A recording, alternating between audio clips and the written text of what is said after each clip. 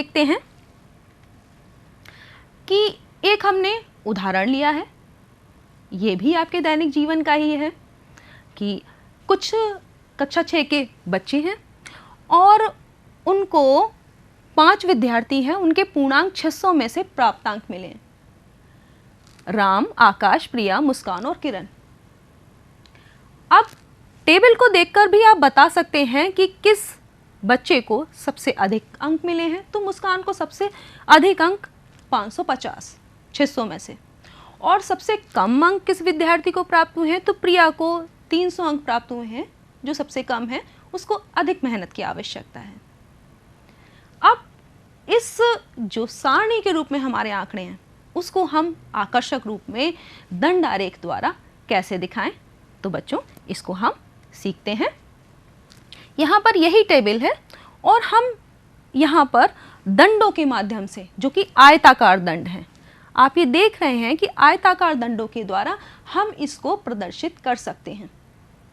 और उसके लिए हमें करना क्या है? तो कुछ चीज़ें हमें जानना आवश्यक है दंडारेख बनाने समय। एक तो ये कि जितने भी हम दंड ले रहे हैं, जितने बच्चे हैं हमने उतने दंड लिए हैं, और ये दंड एक ही आधार पर हैं। ये क्षैतिज अक्ष पर दिए हुए हैं विद्यार्थी, और जो वाई अक्ष है यानी ऊर्ध्वाधर अक्ष, उस पे हमने इनके प्राप्तांक लिए हैं। प्राप्तांकों के लिए हमने एक पैमाना माना है, उचित पैमाना हमें मानना आवश्यक है, क्योंकि अगर हम पैमाना नहीं मानेंगे तो हम उसे जो है वो कॉपी पे अपने प्रदर्शित कैसे करेंगे इतने बड़े आंकड़ों को। तो हमने यहाँ पे क्या किया है कि वाई अक्ष पर 1 सेंटीमीटर 50 अंक के बराबर मान लिया, यानी जो ये 100 अंक हैं वो 2 सेंटीमीटर प्रदर्शित करेंगे। ठीक है, तो इस तरीके से हमें एक पैमाना मानना है वाई एक्सिस पे। दूसरा, आप यहाँ पर जो आयताकार दंड देख रहे हैं, उनकी चौड़ाई सभी दंडों की समान है, ये चीज़ ध्यान में रखनी है। और आपको क्या ध्यान में रखना है कि दंडों के बीच की दूरी, ये आप देख रहे हैं कि सबकी समान है। तो आपको ये भी ध्यान में रखना है कि दंडों की चौड़ाई बराबर होनी चाहिए और उनके बीच की दूरी जो है वो भी समान होनी चाहिए, और तब आप ये दंड आरेख आसानी से बना सकते हैं। चलिए इसको भी एक एक्टिविटी के द्वारा हम सीखते हैं कि कैसे खेल खेल में हम इसको बना सकते हैं, किसी भी प्रश्न का उत्तर दे सकते हैं।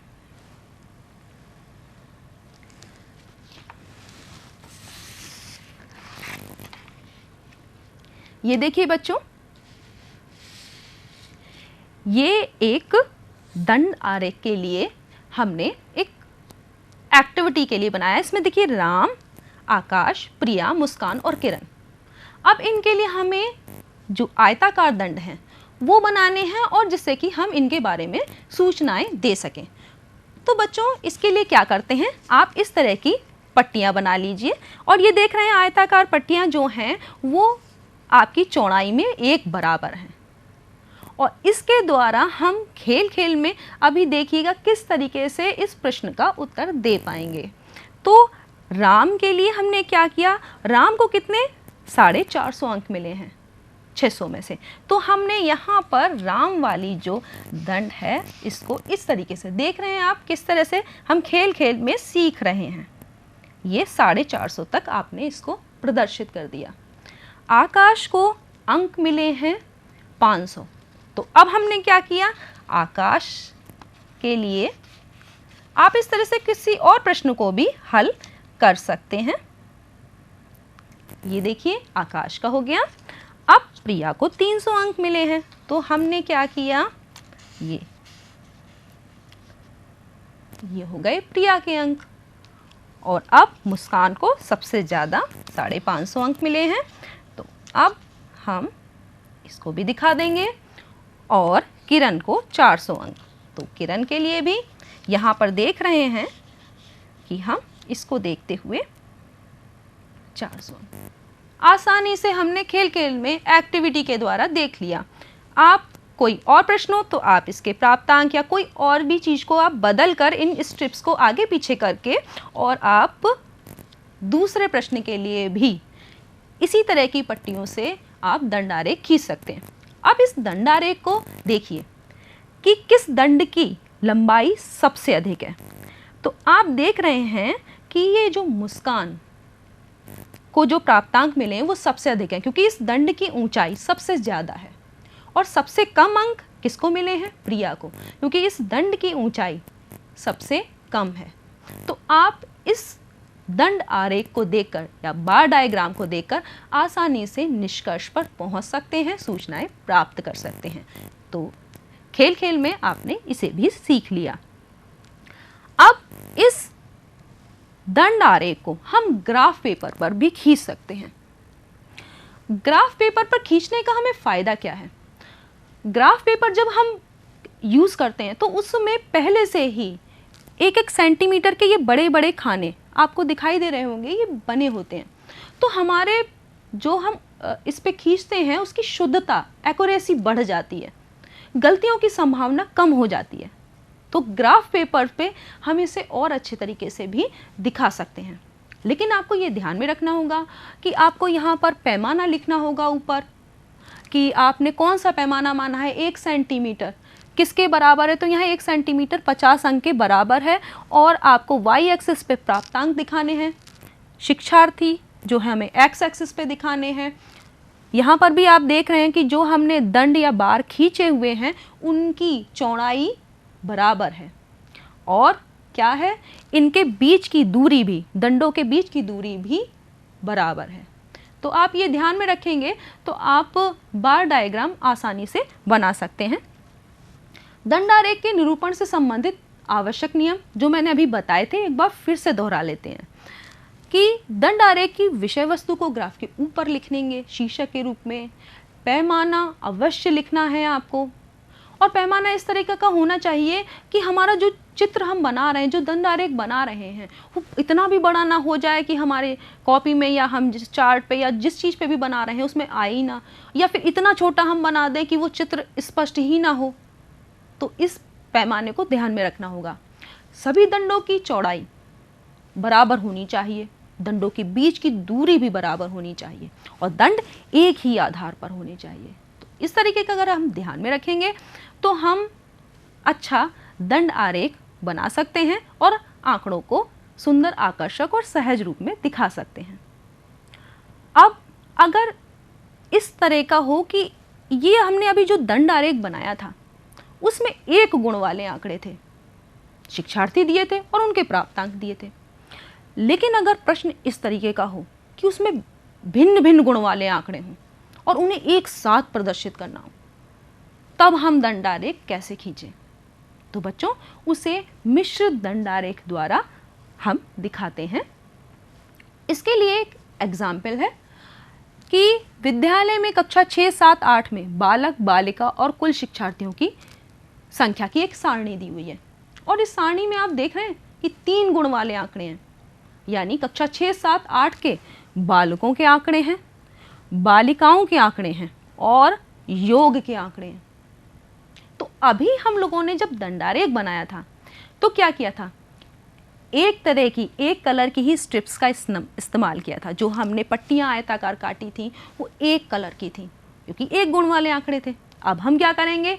जब मिश्रित दंड आरेख खींचेंगे तो फिर उसे अलग अलग रंग से भी प्रदर्शित करेंगे। जैसे बालक के आंकड़े के लिए अलग कलर लेंगे, बालिकाओं के लिए अलग और योग के लिए अलग।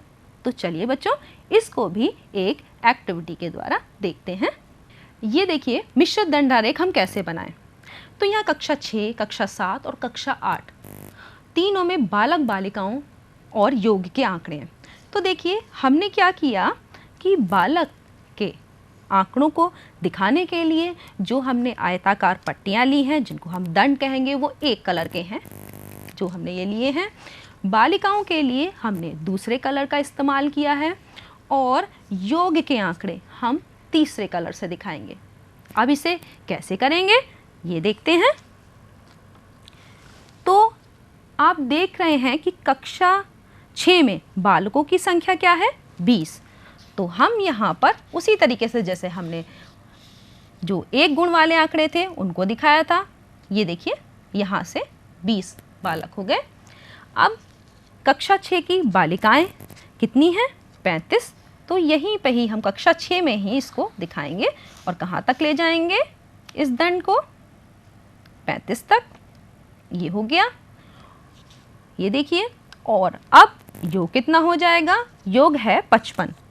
तो हम क्या करेंगे, इसको 55 तक लेके आएंगे। ये देखिए कितनी आसानी से हम, और इससे अलग अलग क्वेश्चंस भी हम सॉल्व कर सकते हैं। ये देखिए 55, ये हो गया हमारा कक्षा 6 के आंकड़ों का मिश्र दंडारेख द्वारा प्रदर्शन। अब हम कक्षा 7 को देखते हैं। तो कक्षा 7 में बालकों की संख्या है 10। तो हम ये बालकों के लिए हमने पीली दंड का प्रयोग किया है, तो हम यहाँ पर ले आएंगे, ये 10 पे आ गया। बालिकाओं की संख्या है 20, ये बालिकाएं हमारी, और हम इसको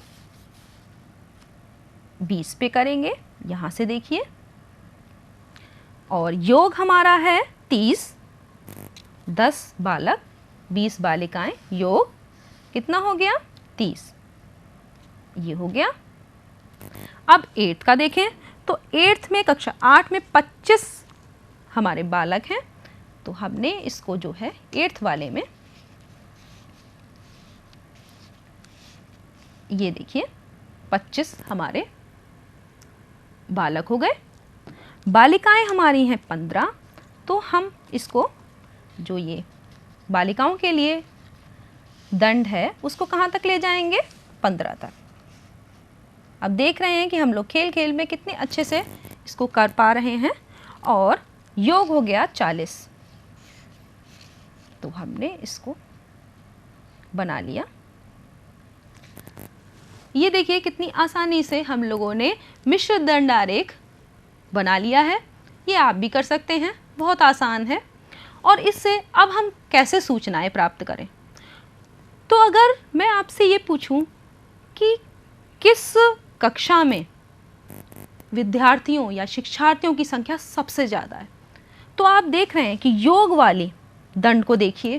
तो योग वाले दंड में कक्षा 6 में योग वाले दंड की ऊंचाई सबसे ज़्यादा है। इसका मतलब है कि कक्षा 6 में सबसे ज़्यादा बालक बालिकाओं का योग है, यानी शिक्षार्थियों की संख्या सबसे ज़्यादा है। अगर ये मैं आपसे पूछूं कि बालिकाओं की संख्या किस कक्षा में सबसे ज़्यादा है, तो बालिकाओं वाले में देखिए कक्षा 6 में ही बालिकाओं की संख्या सबसे ज़्यादा है, और बालकों की संख्या कक्षा 8 में सबसे ज़्यादा है। तो इस तरीके से और भी आप प्रश्न बना सकते हैं। इसको देख के आसानी से प्रश्नों के उत्तर दे सकते हैं, जो कि सारणी के रूप में जब हम इन्हें प्रदर्शित करते थे तो इतना आकर्षक नहीं लगता था। और अब हमने देखा कि हम कितने आकर्षक तरीके से आंकड़ों को प्रदर्शित कर सकते हैं और तुरंत देखते ही सूचनाएं प्राप्त कर सकते हैं।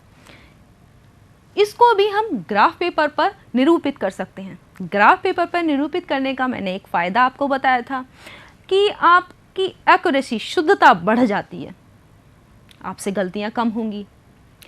इसमें भी आपको क्या है, जैसे हमने अलग अलग दंडों का, अलग अलग रंग के दंडों का प्रयोग किया था, क्योंकि हम मिश्रित दंडारेख बना रहे थे। इसमें अलग अलग गुण वाले आंकड़े हैं, तो हम उसे अलग अलग रंगों से ही प्रदर्शित करेंगे। और यहाँ पर आप दिखाएंगे कि आपने बालक के लिए किस रंग का यूज़ किया है, किस रंग का दंड यूज़ किया है, ये आपको दिखाना होगा। पैमाना भी आपने क्या माना है, 1 सेंटीमीटर 5 शिक्षार्थी, तो ये भी आपको प्रदर्शित करना होगा। तब आप मिश्र दंडारेख आसानी से बना सकते हैं। कक्षा 6, कक्षा 7, कक्षा 8 के दंडों के बीच में आप दूरी देख रहे हैं, वो भी बराबर है, 1-1 सेंटीमीटर। आप उसे 2 सेंटीमीटर भी कर सकते हैं, अगर आपकी कॉपी में जगह है, ग्राफ में जगह है, तो आप इस तरह से भी कर सकते हैं।